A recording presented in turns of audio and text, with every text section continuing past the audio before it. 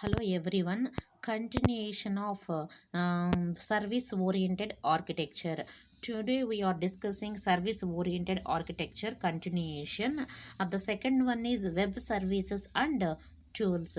We see here web services. Okay, web services, how it will access and the operations, how it will be performed here. Okay, loose coupling and support of heterogeneous implementations make services more attractive than distributed objects. What loose coupling? In the sense, here we have to use the greater reusability and easier maintainability and supports of different type of implementations. It makes services more attractive than distributed objects. Okay, in web services one aims to fully specify all aspects of the services and its environment. This specification is carried with communicated messages by using simple object access protocol. We know simple object access protocol. In the sense, what we want to say, it is an extensible markup language based protocol for accessing web services. What we want to accessing here, it is fully specify of all aspects of the services and its environment. It is based protocol for accessing web services. Here the one more key point, the hosting environment then becomes a universal distributed operating system with fully distributed capability. It carried by simple object access protocol for accessing web services messages. Okay, in the rest approach. Okay, rest approach, one adopts simplicity as the universal principles and it delegates most of the difficult problems to application, for to application like implementation specific software. Okay, and coming to the, in a web services language, rest has minimal information in the header and the message body, like that is opaque to generic message processing. It carries all the needed information. Rest architectures are clearly more suitable for rapid technology environment. Rest can also by using extensible markup language schemes and the sense schemas in the sense structures, but not those that are a part of simple object access protocol. Okay, it is XML over HTTP. It is a popular design choice. In this regard, we want to say in Corba and Java, the distributed entities are linked with remote procedure calls. So for Java, this could be as simple as writing a Java program with method calls.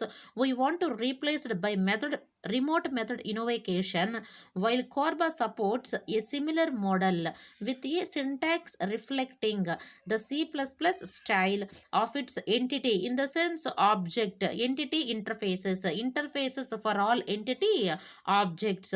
In Java we could be simple, in the sense what we want to say, in Java we have to write a method calls replaced by remote method invocation, while Corba supports a similar, in the sense same models with syntax reflecting the C++ advanced data structures style of its interface of all entity objects. Okay, here in Corba and Java the distributed entities are linked with remote procedure calls. Here the rest can use extensible markup language schemas, but not those that are a part of simple object access protocol. Here it is a popular design choice. Okay, clearly we want to say rest architecture more suitable for rapid technology environments. It is the concept of web services and tools.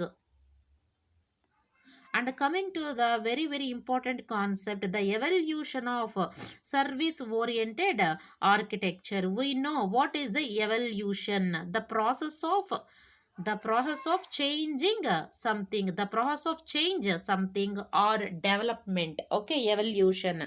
The evolution of service oriented architecture. We have to listen carefully. The service oriented architecture, it has evolved over the years. It applies to building grids.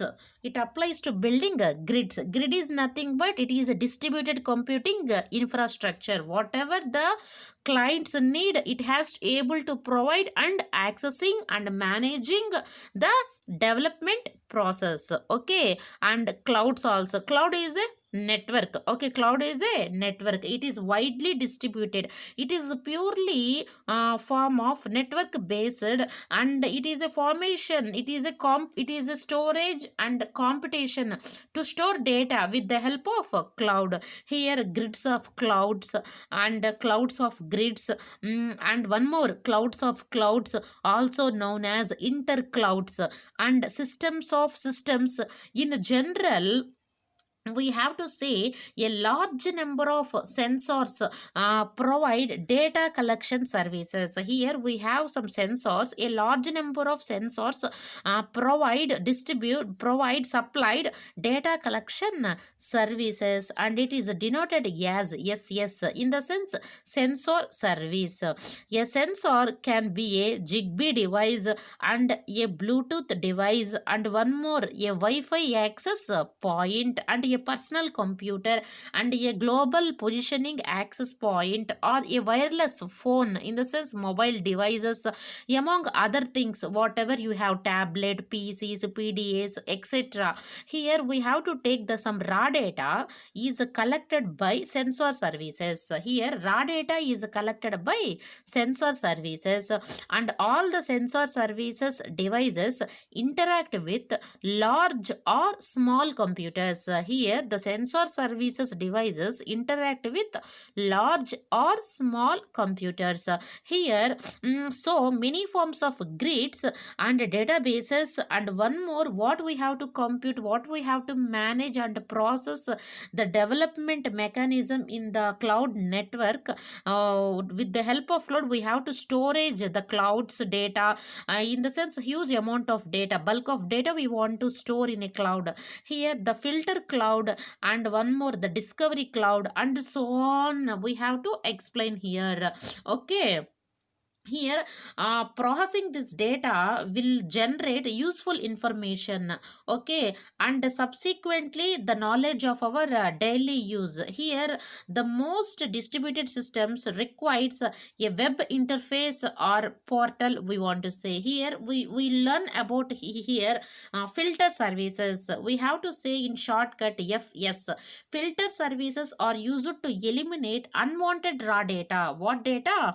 Unwanted raw data we have to eliminate in filter services in order to respond to specific request from the net, from the web and the grid and or the web services. Okay, this is nothing but the evolution of service oriented architecture. For raw data we have to collected by a large number of sensors. For raw data what we have to collected, large number of sensors to be transformed into a useful information or knowledge. Okay, here the data stream in the sense we have to workflow of data. Okay, the data stream may go through a sequence of compute and storage and filter and discovery clouds. Finally, what we want to say, finally we conclude the inter-service messages converge at the portal, and which is accessed by all the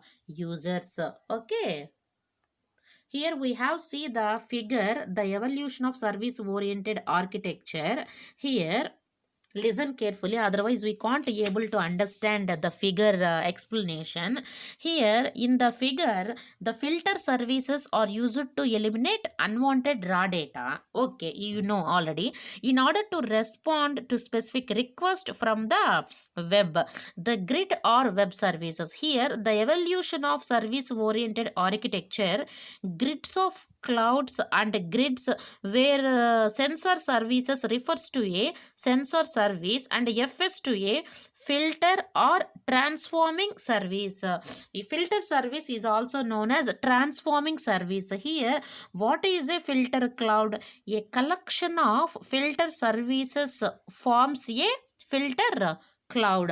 And coming processing of this data will generate useful information, and subsequently, here look at this diagram, the knowledge for our daily use, in fact wisdom or intelligence, is stored out of large knowledge bases. Okay, in this diagram we have raw data, information, knowledge, wisdom, and decisions. Okay, look at this diagram. Okay, here the figure shows you the evolution of service oriented architecture, grids of clouds and grids, where sensor service refers to a sensor service and filter service to a filter or transforming service. Here the grid provides infrastructure as a service only, but cloud provides infrastructure as a service and platform as a service and software as a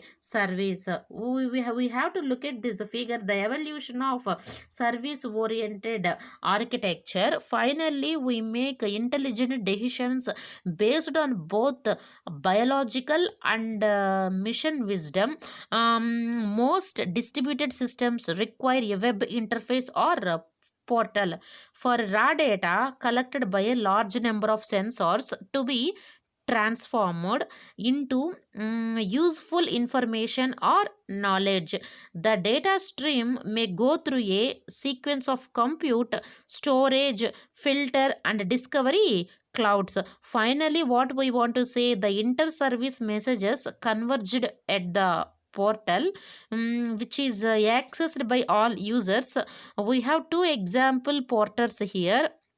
OGFCE and Hub 0 are described by using both web services like Portlet and Web 2.0 technologies, in the sense GATGIS technologies, and many distributed programming models are also built on top of these basic constructs.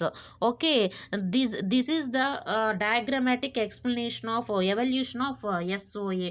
Finally we have the fourth concept, grids versus clouds. What ma? Grids versus clouds. Here a grid system applies static resources. Here a grid system applies static resources. What is the meaning of the static resources? These are the resources not assigned to a path network. Okay, and therefore do not visibly move. A static resource may be needed to perform an operation at only one location, such as inspection operator, and will appear during the entire simulation in the same place. It was defined graphically. Okay, this is nothing but static resources, while a cloud emphasizes, in the sense, the special importance of elastic resources. In the sense, what is the elastic resources? Elastic resources are applications and infrastructure that can be we want to say that can be on demand when traffic or workloads get high. Here the cloud computing businesses such as Google Cloud, it rely on elastic resources as a business model to bill customers on demand like a utility bill. This is an elastic resources. We want to say exactly, a grid system applies static resources while a cloud emphasizes elastic resources. Okay, here one can build a grid out of multiple clouds. This type of grid can do a better job than a pure cloud, because it can explicitly, in the sense in a detailed manner, it will supported the negotiated resource allocation. Here thus one may end up building with a system of services yet in the sense building with a system of systems such as clouds of clouds, in the sense intercloud, a grid of clouds or a cloud of grids or interclouds. It is as a basic service oriented architecture. Okay, here we want to see for some researchers the difference between grids and clouds are limited only in dynamic resource allocation based on virtualization concept and autonomic computing concept. What is the meaning of the dynamic resource allocation? In the sense, a runtime process to allocate values and execute it. And coming to the autonomic computing, autonomic in the sense independent computing. What the word autonomic, in the sense, it comes from autonomous, which means self-governed, or it act independently. It is nothing but autonomic computing. Finally, what we want to say, in the sense, a grid system applies static resources while a cloud emphasizes elastic resources. One may end up building with a system of systems like such as cloud of clouds, a grid of clouds, or a cloud of grids, or interclouds as a basic service oriented architecture. We have to build a grid out of multiple clouds. This type of grid, it can do a better job than a pure cloud, because it can detailed manner we want to support the negotiated resources allocation. Okay, thank you. This is the concept of service oriented architecture. Thank you.